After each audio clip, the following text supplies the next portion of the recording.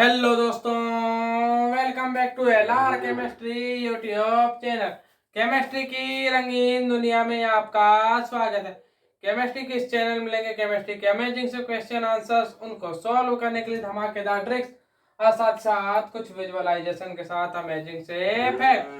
तो दोस्तों, इन सभी चीजों की रिक्वायरमेंट है तो प्लीज मेरे चैनल को सब्सक्राइब कीजिए और बेल आइकन को ऑन कर लीजिए ताकि मेरे आने वाले सभी वीडियोस की नोटिफिकेशन आप तक पहुंचती रहे। तो दोस्तों, जैसे कि आप जानते हैं कि मैंने जो है 10 चैप्टर तक आपके जो है सिलेबस को कंप्लीट कर दिया है और जो है अब मैं आपके पी ब्लॉक के एलिमेंट्स चैप्टर नंबर 11 स्टार्ट करूंगा। और दोस्तों सॉरी, मेरे कुछ दिनों से वीडियो आ नहीं रहे थे, क्या है मेरी तबीयत खराब हो चुकी थी उसके लिए। तो दोस्तों, ज्यादा बकवास ना करते हुए आज हम बात करते हैं सीधे पी ब्लॉक के एलिमेंट्स पर आते हैं। नेक्स्ट स्लाइड में आते हैं पी ब्लॉक पे के एलिमेंट्स पर। अब हम बात करेंगे पी ब्लॉक एलिमेंट्स की। तो दोस्तों, जैसे कि अभी आप जानते ही हैं कि पी ब्लॉक एलिमेंट्स यहाँ पर हम स्टार्ट कर रहे हैं। तो यहाँ पर पी ब्लॉक एलिमेंट होते क्या है सबसे पहली चीज, और यहाँ पे किन किन एलिमेंट्स की बात की जाएगी, कौन से ग्रुप की बात की जाएगी। और मैं बता दूं कि आपको जैसे कि बता चुका हूं मैंने कि एस और एस पी ये दोनों इसमें हम ग्रुप की बात करते हैं, और डी और एफ में हम बात करते हैं किसकी, पीरियड्स की। इसमें बात करते हैं ब्लॉक की। वैसे बोलते तो दोनों को ब्लॉक है, पी ब्लॉक, ये ब्लॉक शब्द यहाँ अलग है, ब्लॉक ना कह करके हम बात करते हैं इसको ग्रुप। यहाँ पर हम बात करते हैं पीरियोडिक टेबल में इसमें ग्रुप की। और डी और एफ में बता दूं मैं आपको कि इसमें हम पीरियड की बात करते हैं, पीरियड ग्रुप्स। अब यहाँ पर इसका अर्थ है कि हम यहाँ समूह की बात करेंगे और यहाँ आवर्त की। अब समूह क्या होते हैं, आवर्त क्या होते हैं, तो बता दूं। वैसे तो पिछले चैप्टर में बता चुका था कि जो खड़ी लाइन है उनको हम कहते हैं ग्रुप, जो आड़ी लाइन है उन्हें कहते हैं हम आवर्त। तो टोटल 18 ग्रुप्स हैं पीरियोडिक टेबल्स में, 18 ग्रुप्स और 7 आवर्त है, ये बता चुका था मैं। तो ये तो रही बात। तो यहाँ पर हमने एस ब्लॉक के तत्व हटा दिया था, यानी खत्म कर चुका था हमने। अब पी ब्लॉक के तत्व पढ़ेंगे। तो पी ब्लॉक के तत्व का मतलब ये है कि हम बात करेंगे पी ग्रुप की। और ये पी ग्रुप जो है आपका समूह 13 से लेकर के समूह 18 तक, टोटल 6 ग्रुप है इसके। टोटल 6 ग्रुप है। और नॉर्मली आप भी, अब 6 ग्रुप कैसे हैं, क्यों है, ये आपको अभी समझा देता हूं। तो इसके पीछे का कारण ये है कि यहां पर आप जब भी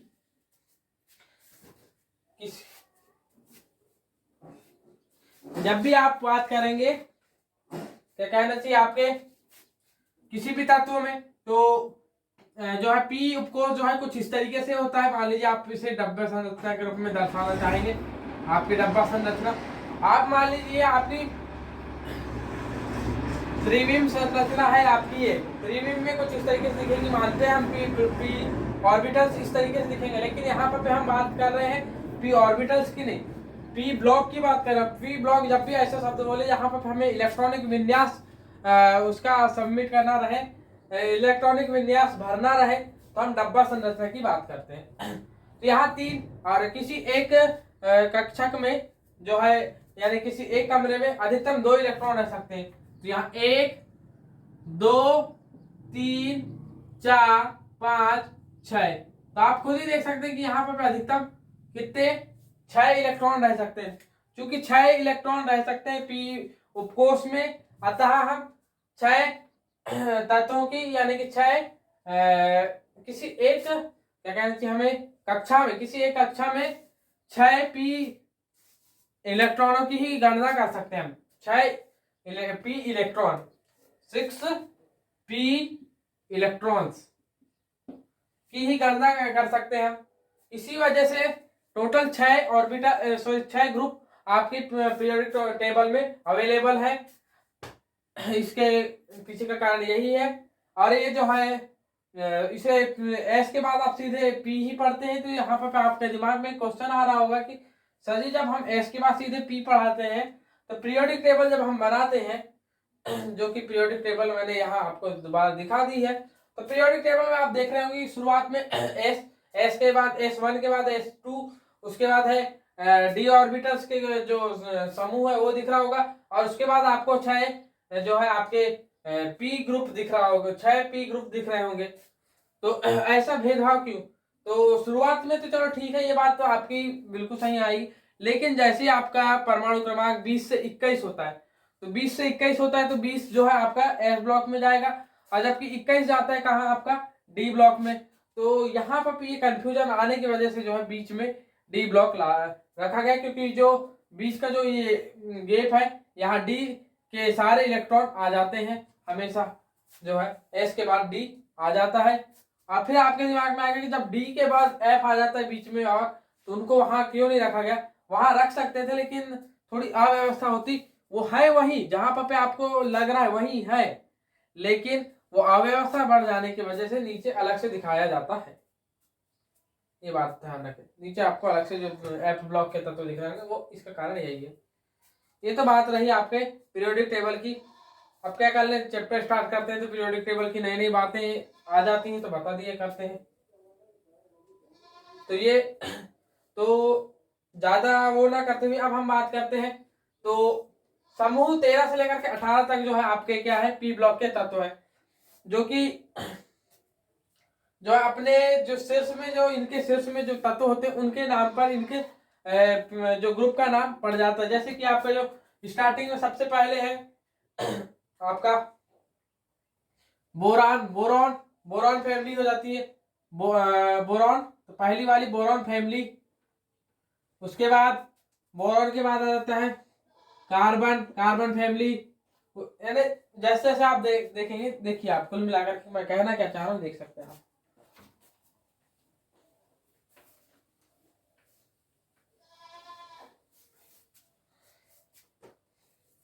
तो मैंने पीरियोडिक टेबल फिर से दिखा रहा हूं आपको।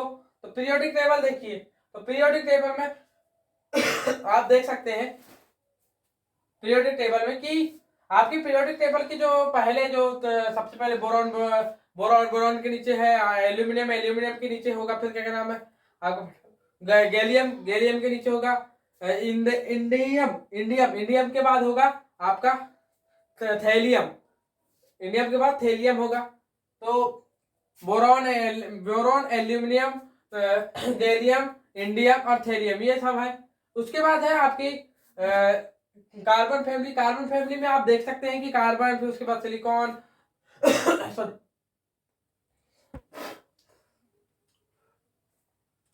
कार्बन के बाद फिर है आपका silicon, carbon, silicon, germanium, stannum, tin, और उसके बाद है पीबी मतलब लेड। ये रहे आपके तत्व। तो उसके बाद जो है इसके ठीक बाद आती है आपकी नाइट्रोजन। तो नाइट्रोजन, फास्फोरस और आर्सेनिक के बाद होगा उसके नीचे बिस्मिथ के नीचे है एंटीमनी के नीचे बिस्मिथ है। उसके बाद है आपका ऑक्सीजन, सल्फर, उसके बाद है सेलेनियम के बाद होगा आपका टेलियम के बाद है पोलोनियम होगा। उसके बाद होगा आपके फ्लोरीन, क्लोरीन, ब्रोमीन, आयोडीन, स्टाटीन, ये होंगे। उसके बाद है आपके हीलियम नियॉन है जो आपकी क्या कहना चाहिए अक्रिय गैसें ये है। तो कुछ इस तरीके से तत्व होंगे। तो अब आप यहाँ पर देख रहे होंगे तो सबसे पहले बोरॉन दिखा होगा, बोरॉन के बाद आपको कार्बन दिख रहा होगा, आप देख सकते हैं। आप मैं अभी भी जो है आपको दिखा रहा हूँ तो उसमें देख सकते हैं बोरॉन, उसके नीचे फिर बोरॉन के साइड में कार्बन के साइड में नाइट्रोजन के साइड में ऑक्सीजन होगा, ऑक्सीजन के साइड में आपका फ्लोरीन होगा, फ्लोरीन के बाद यहाँ पे आपका हीलियम यहाँ ऊपर होगा, हीलियम के नीचे नियॉन होगा। ये इस तरीके से है। तो यहाँ पे आपको बता दिया जाए कि आपके ये इस तत्व को, तो ये वाले जो ग्रुप है इससे तो आपने जो है, जो लास्ट में है, सबसे लास्ट में, उसको अक्री गैस कहते हैं आप, बिल्कुल। उसके बाद हेलोजन, हेलोजन फैमिली है, उसे फ्लोरीन फैमिली कह सकते हैं, लेकिन उनको आप हेलोजन फैमिली के नाम से ज्यादा अच्छे से जानते हैं। इसको ऑक्सीजन फैमिली के नाम से ज्यादा बेटर वे में जानते हैं, लेकिन कई लोग इसको कैल्कोजन कह देते हैं। फिर यहाँ पे ये नाइट्रोजन फैमिली, बहुतायत कही जाने वाली नाइट्रोजन फैमिली है ये, और पिकोजन के नाम से बहुत कम लोग जानते हैं। इसे कार्बन फैमिली कहते हैं, और हर कोई कार्बन फैमिली के नाम से ही जानता है, और इसे बोरॉन फैमिली के नाम से जानते हैं। तो ये रहे boron family, carbon family, nitrogen family या फिर पिकोजन, ऑक्सीजन फैमिली या कैल्कोजन, ये हेलोजन या फिर फ्लोरीन फैमिली, और वो अक्री गैस है। तो ये रहे आपके पी ब्लॉक के तत्व, जिसमें से जो आपका हीलियम है ये पी ब्लॉक का तत्व नहीं है, ध्यान रखें आप। ये जो है आपके एस ब्लॉक के तत्वों में आ सकता है, लेकिन ये जो है अक्री होने की वजह से इसे एस ब्लॉक में भी कंसिडर नहीं किया जाता है। और मैं आपको बता दूं कि जितने सामान्य गुणधर्म दर्शाने वाले हैं, उनमें आपको जितने भी अक्री गैसें हैं वो पी ब्लॉक में समाहित, आपको रियलिटी में बता दिया जाए कि वो पी ब्लॉक के तत्व जरूर है, लेकिन वो पी ब्लॉक के समान गुण नहीं दर्शाते। मात्र एक जीनोन एक मात्र है, जो कि वो भी सिर्फ और सिर्फ फ्लोरीन और ऑक्सीजन, इन्हीं दो से, क्योंकि काफी ज्यादा ऋण विद्युती है, और इसमें से जो है बहुत ही इसको इतने ज्यादा वो कर देते हैं कि इसमें से इलेक्ट्रॉन निकाल लेते हैं, बहुत ज्यादा ऋण विद्युती होने की वजह से, तो इसे एक्साइट कर देते हैं। इसके पीछे का जो कारण है उसे आपको बाद में बता दिया जाएगा, लेकिन अभी आप इतना ही जान लीजिए। तो ये रही बात कि इस तरीके से ना, फिर से boron family, carbon family, nitrogen family या पिकोजन, ऑक्सीजन फैमिली या कैल्कोजन, फ्लोरीन फैमिली या फिर आपका हेलोजन, और ये अक्री गैस है। तो ये बात रही। और नॉर्मली बता दिया जाए कि आपके जो ये एनएस, इनकी जो बाहरी कक्षा की इलेक्ट्रॉनिक विन्यास है वो होता है NH2NP126। ये जो है आपके पी ब्लॉक के तत्वों की इलेक्ट्रॉनिक कॉन्फ़िगरेशन है, कॉन्फ़िगरेशन, इलेक्ट्रॉनिक कॉन्फ़िगरेशन, ये ध्यान रखेंगे। जनरल, वो भी याद रखें, जनरल इलेक्ट्रॉनिक कॉन्फ़िगरेशन, ये रही NH2NP126, ये रही। तो ये तो रहे आपके नॉर्मल सी बातें, लेकिन अब यहाँ पे हम पूर्ण विराम देते हैं आपके पी ब्लॉक के तत्वों को, और हम बात करते हैं कि हम पढ़ेंगे कौन कौन से तत्वों को। तो बता दूं मैं कि आपको कि जो बोरॉन फैमिली है और साथ ही साथ जो कार्बन फैमिली, ये दो फैमिली जिनको आपको पढ़ना है, मतलब ग्रुप 13 व ग्रुप 14 आपको पढ़ना है, और जो 15, 16, 17 और 18 ये आपको 12th में पढ़ना है। तो इस तरीके से आपके कंप्लीट हो जाएंगे। तो अब हम बात करते हैं नेक्स्ट स्लाइड में ग्रुप 13 और ग्रुप 14 की। हम बात कर रहे थे पी ब्लॉक के एलिमेंट्स, ग्रुप 13 इसमें हम चल रहे थे, और ये जो है बोरॉन फैमिली, बोरॉन फैमिली क्यों कहते हैं इसे अब आप देख लीजिए। आपने तो पीरियोडिक टेबल में देखा है, लेकिन यहाँ पर भी दोबारा से हम आपको बता दें कि इसमें बोरॉन सबसे ऊपर है, बोरॉन जिसका केमिकल सिंबल है B, और इसमें जो है इसका परमाणु क्रमांक हो जाता है 5, और साथ ही साथ जो है आपके, मां सरस्वती मुझ पर कृपा बनाए रखें, तो और इसका जो आपके परमाणु भार जो है आपका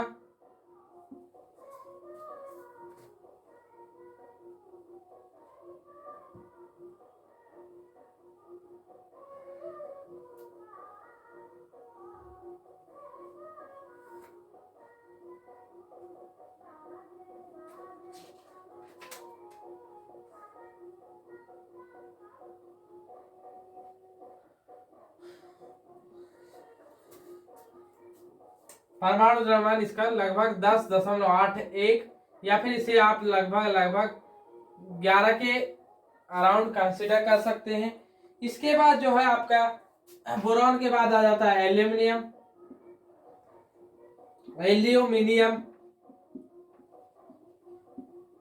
एल्यूमिनियम का केमिकल सिंबल होता है आपका Al, और इसका जो परमाणु क्रमांक होता है वो होता है 13, और इसका परमाणु भार 26। इसके बाद आपका एल्यूमिनियम के बाद आ जाता है गैलियम, गैलियम। और गैलियम का परमाणु सिंबल होता है Ga, और जो है इसका परमाणु क्रमांक हो जाता है आपका 31, और इसका परमाणु भार हो जाता है 69.72। और जो है आपके एक्यूरेसी के साथ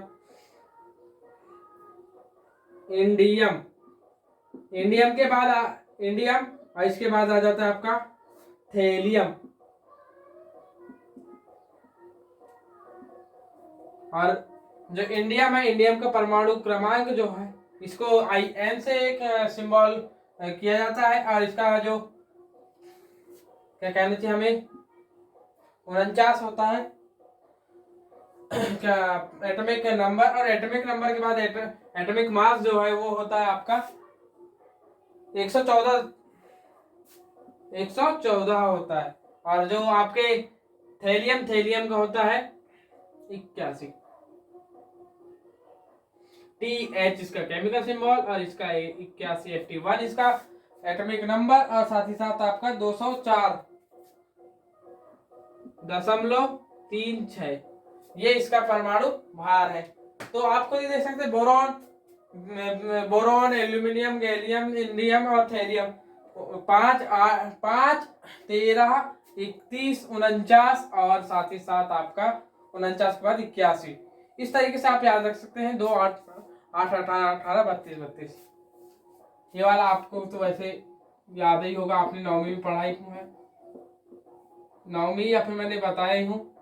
और ये वाले जो जादुई नंबर हैं 2, 8, 8, 18, 18, 32, 32, इनके सहारे आप याद रख सकते हैं।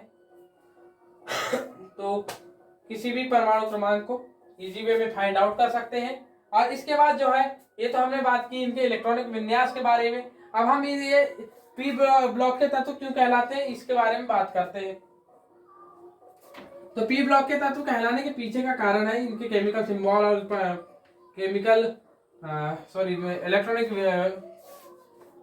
उसका इलेक्ट्रॉन या फिर एटॉमिक नंबर जानने के बाद हम बात करते हैं। सबसे पहले बोरॉन की बात करते हैं। तो बोरॉन का जो परमाणु क्रमांक है वो है आपका 5।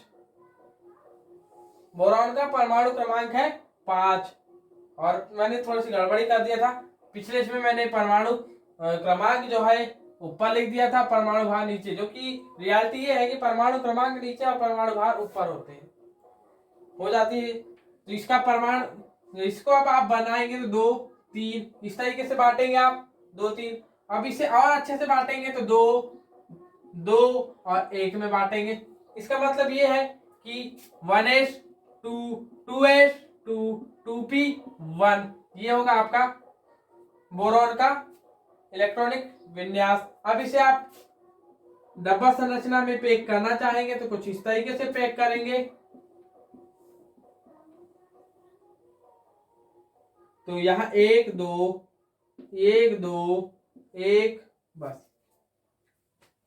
इसके बाद यहाँ तो आप देख रहे हैं कि अंतिम इलेक्ट्रॉन जो है आपका कहाँ जा रहा है, 1s, 2s और ये है 2p, मतलब p ऑर्बिटल में जा रहा है। इस वजह से जो है आपका क्या कहला रहा है, p ब्लॉक का तत्व कहला रहा है। और यहाँ पर अंतिम इलेक्ट्रॉन केवल 1 है, इस वजह से ये बोरॉन फैमिली का अवयव है। और ये तो खुद आप खुद देख रहे हैं कि खुद बोरॉन है। यहाँ मान लीजिए हमने बोरॉन को हटा करके मान लीजिए हमने कहा है कि एल्यूमिनियम की बात करते हैं। एल्यूमिनियम की बात करेंगे तो किस तरीके से यहाँ पर सारी चीजें परिवर्तित होंगी, आप खुद ही देख सकते हैं। तो ये एल्यूमिनियम है जिसका परमाणु क्रमांक है आपका 13, और ये इसका परमाणु इलेक्ट्रॉनिक विन्यास है जो कि 2, 2, 6, 2, 1 इस तरीके से आपका परिवर्तित होगा। और यहाँ पर फिर से इस तरीके से यहाँ पर 3 आपके बन जाएंगे। तो स्टार्टिंग में कुछ इस तरीके से था, फिर इसके बाद यहाँ पर भी आपके ये हो गए आपके 2p6, 3s2, 2p1 इस तरीके से देख रहे हैं। तो यहाँ पर भी ये 3s2 और 3p1। तो इस तरीके से आप देख सकते हैं परमाणु क्रमांक कैसे चेंज हो रहा है। तो यहाँ पर देख रहे हैं 3p। तो यहाँ पर भी आप देख रहे हैं p ऑर्बिटल में, और p ऑर्बिटल में केवल एक ही इलेक्ट्रॉन जा रहा है, इस वजह से ये बोरॉन फैमिली का तत्व है। तो अब यहाँ पर बोरॉन फैमिली के तत्वों के लिए आपने एक चीज और पकड़ ली कि यहाँ पर आपका p ऑर्बिटल में केवल एक ही इलेक्ट्रॉन होना चाहिए, तब जाकर के वो बोरॉन फैमिली का तत्व कहलाएगा, मतलब ग्रुप 13 का एलिमेंट होगा। तो ग्रुप 13 के एलिमेंट्स के लिए जनरल इलेक्ट्रॉनिक कॉन्फ़िगरेशन क्या हो जाएगी, आप देख सकते हैं NH2 NP1 ये हो जाएगी आपके बोरॉन फैमिली के लिए। तो ये रही आपकी जनरल इलेक्ट्रॉनिक कॉन्फ़िगरेशन। इसके बाद हम बात करते हैं आपके कुछ फिजिकल प्रॉपर्टीज की। नेक्स्ट स्लाइड में करेंगे फिजिकल प्रॉपर्टीज की। तो सबसे पहले अब हम बात करते हैं डेंसिटी की, मतलब घनत्व की। सबसे पहले घनत्व की बात करते हैं। तो घनत्व बता दिया जाए कि ऊपर से नीचे जाने पर इसमें जो है घनत्व क्या होगा कि इसमें आकार बिल्कुल बढ़ेगा, और साथ ही साथ देखेंगे कि आपका परमाणु द्रव्यमान भी बढ़ता जाता है। लेकिन परमाणु द्रव्यमान उस स्थिति से, उस तेजी से नहीं बढ़ता है जिस तेजी से आपका आयतन बढ़ता है। तो आप खुद जानते हैं घनत्व के लिए जो घनत्व का फार्मूला है डी बराबर आप निकालेंगे तो m/v, जहाँ m एक द्रव्यमान है और v आयतन है। तो यहाँ द्रव्यमान और आयतन दोनों पर निर्भर कर रहा है, और दोनों ही चीजें बढ़ रही है, दोनों चीजें बढ़ रही है। तो दोनों चीजें एक साथ बढ़ेंगी, तो यहाँ पर इसको तो कांस्टेंट हो जाना चाहिए, डी को कांस्टेंट हो जाना चाहिए। लेकिन क्या होता है कि द्रव्यमान उस तेजी से नहीं बढ़ पाता है जिस तेजी से आपका आयतन बढ़ता है, मतलब आयतन थोड़ा उसकी तुलना में थोड़ी ज्यादा स्पीड से बढ़ता है। और आपको ये देख रहे हैं कि द्रव्यमान जो है, सॉरी आयतन जो है व्युत्क्रमानुपाती है घनत्व के, आयतन घनत्व के व्युत्क्रमानुपाती है। और जब घनत्व के व्युत्क्रमानुपाती है तो आपको देख सकते हैं कि घनत्व सॉरी आयतन बढ़ने से आपका घनत्व कम हो जाएगा, आयतन बढ़ने से घनत्व कम हो जाएगा। तो ये बात है। तो इसका मतलब ये रहा कि ऊपर से नीचे जाने पर आपका घनत्व कम होगा, घनत्व कम होगा। ये रही पहली चीज। फिर उसके बाद क्वथनांक और गलनांक। तो आपको बता दिया जाए कि आपको अक्रिय युग्म प्रभाव हुआ वो बात आ जाएगी यहाँ पर पे, और उसी वजह से यहाँ पर पे जो है ये ऊपर से नीचे जाने पर पे ये चीजें भी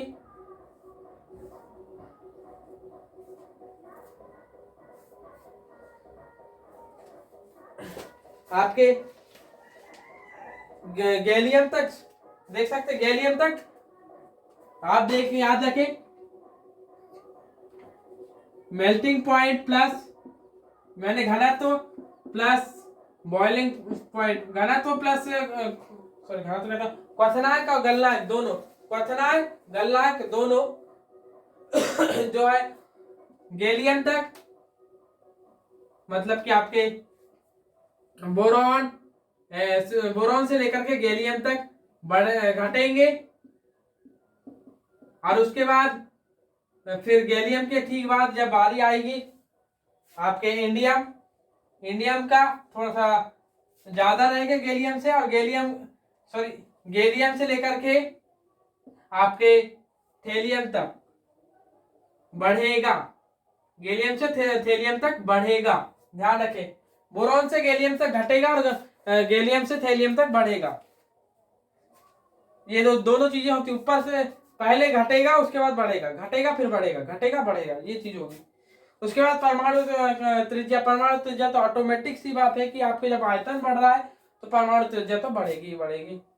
इसके बाद बारी आई कारण, क्योंकि उसके पीछे का कारण ये है कि कक्षाएं आपके दिमाग में आ रहा होगा कारण क्या है, तो आपको बता दिया कक्षाएं किस तरीके से बढ़ती है, क्या होता है, ये चीज तो मैंने आपको पिछले चैप्टर में बता दिया है। इसके बाद है आयरन एंथैल्पी, पिछले चैप्टर में बता दिया कि यहाँ पे आपके अक्रिय युग्म प्रभाव बढ़ जाता है, और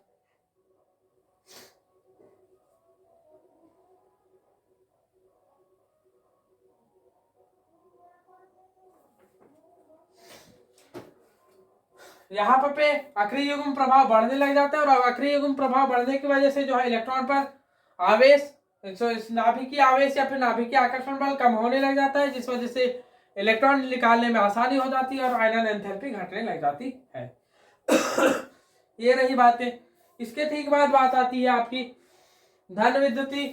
इसके बाद हम बात करेंगे धन विद्युती गुणधर्म की। धन विद्युती गुणधर्म, तो धन विद्युती गुणधर्म या फिर इसी को कह देते हैं हम धात्विक गुण। तो धात्विक गुण आपको बता दिया जाए कि आपको नहीं, देखिए आयरन एंथैल्पी घट रही है, आयरन एंथैल्पी घट रही है, इसका मतलब इलेक्ट्रॉन आसानी से निकाले जा सकते हैं, आसानी से निकाले जा सकते हैं, मतलब आसानी से धनायन बनाया जा सकता है, और आसानी से धनायन बनाया जा सकता है, इसका मतलब धात्विक गुण बढ़ता है। ये चीज याद रखें। बिल्कुल आपको एक ही बात में बता दिया कि कि कुछ नहीं, आपका यहाँ पर आयरन एंथैल्पी घट रही है। आयरन एंथैल्पी घटने की वजह से इलेक्ट्रॉन पर नाभिकीय, सबसे पहली चीज तो नाभिकीय आवेश जो है इलेक्ट्रॉन पर घट रहा है, जिस वजह से आयरन एंथैल्पी घट रही है। और आयरन एंथैल्पी घटने की वजह से फिर आपका क्या कहना चाहिए, आपके इलेक्ट्रॉन आसानी से बाहर निकाले जा सकते हैं, और आसानी से बाहर निकाले जा सकते हैं, इसका मतलब धनायन आसानी से बनाया जा सकता है, और धनायन आसानी से बनाया जा सकता है, तो धात्विक गुण बढ़ेगा। तो इसी वजह से आप देखेंगे कि आपका जो है बोरॉन, बोरॉन एक अधातु है, बोरॉन अधातु है, अधातु, जबकि बोरॉन के बाद एल्यूमिनियम और आपके गैलियम, ये दोनों आपके उपधातु हैं। ये क्या है, आपकी उपधातु। और साथ ही साथ जो दो बच गए, इंडियम और थैलियम, ये दोनों आपके धातुएं हैं, धातु हैं। तो यहाँ पे आप देख सकते हैं ऊपर से नीचे जाने पर धात्विक गुण बढ़ रहा है। यहाँ पे धातु भी है, उपधातु भी है और अधातु भी है। इस ग्रुप में आपको तीनों चीजें देखने को मिलेंगी, अधातु, उपधातु और फिर धातु। यहाँ तीनों चीजें देखने मिलती है। और जैसे जैसे आप जो लेफ्ट से राइट की ओर जब आगे बढ़ते जाएंगे तो आपको आराम से अधातु गुण, सॉरी अधात्विक गुण बढ़ता हुआ दिखाई देगा, और ऊपर से नीचे जाने पर धात्विक गुण बढ़ता है। तभी तो मैंने आपको जो बताया हूं, एक नॉर्मल सी ट्रिक बताया हूं, बंधव। बंधव क्या है आप मेरे शॉर्ट वीडियो में जाकर देख सकते हैं। तो ये रही बात। इसके बाद आती है ऋण विद्युतता। तो आपको ये देखिए, जब धन विद्युतता बढ़ रही है तो ऋण विद्युतता घटेगी, ऊपर से नीचे जाने पर ऋण विद्युतता घटेगी, या फिर विद्युत ऋणात्मकता घटेगी। और विद्युत ऋणात्मकता घटेगी, इसका मतलब की है कि यहाँ पे इलेक्ट्रॉन को आकर्षण करने का गुण कम होता जाएगा, इलेक्ट्रॉन आकर्षण करने का गुण कम होता जाएगा। और यहाँ पर साथ ही साथ बता दिया जाए, जब इलेक्ट्रॉन आकर्षित करने का गुण घटेगा तो ऑक्सीडेशन नंबर जो कि स्टार्टिंग में बोरॉन की +3 स्टेबल है, लेकिन जैसे जैसे नीचे जाते जाएंगे तो वो +1 स्टेबल होते जाएगी, +3 से +1 की ओर स्टेबिलिटी बढ़ेगी, ध्यान रखें। अब हम आपको थोड़ा सा रिमूव करके यहाँ पे बताते, यहाँ पे बता दिया जाए कि आपका BCl3 वेरी स्टेबल है, जबकि BCl स्टेबल नहीं है, स्टेबल ही नहीं है, और ये वेरी स्टेबल। जबकि यहीं पर पे बात आएगी तो THCl3 is less stable than, is less stable मतलब कम स्थायी है, कम स्थायी है as compare to THCl, thallium chloride, thallium chloride के, थेलियम क्लोराइड ज्यादा स्थायी है यहाँ पर पे। और जबकि यहाँ पर पे स्पष्ट ही बात है, यहाँ पर पे तो BCl तो पाया ही नहीं जाता, लेकिन फिर भी अगर सोचा जाए तो ये काफी ज्यादा स्टेबल है। तो ये बात है, मतलब कि यहाँ पर पे +3 ऊपर जो है, नीचे से ऊपर जाने पर +3 की ऑक्सीडेशन स्टेट स्टेबिलिटी की ओर बढ़ती है, और ऊपर से नीचे आने पर पे +1 की स्टेबिलिटी ऑर्डर बढ़ता जाता है। और इसके अलावा अपचयन विभव, मानक अपचयन विभव जो है आपका, मानक अपचयन विभव मतलब विद्युत धनात्मकता का गुण जिस तरीके से बढ़ता है उसी तरीके से धनात्मकता, विद्युत धनात्मकता का गुण बढ़ना मतलब कि उसका अपचयन का बढ़ना, और अपचयन विभव का बढ़ना, और अपचयन विभव बढ़ेगा मतलब ऊपर से नीचे जाने पर अपचयन विभव बढ़ता है, याद रखें, ऊपर से नीचे जाने पर अपचयन विभव बढ़ेगा, ध्यान रखें।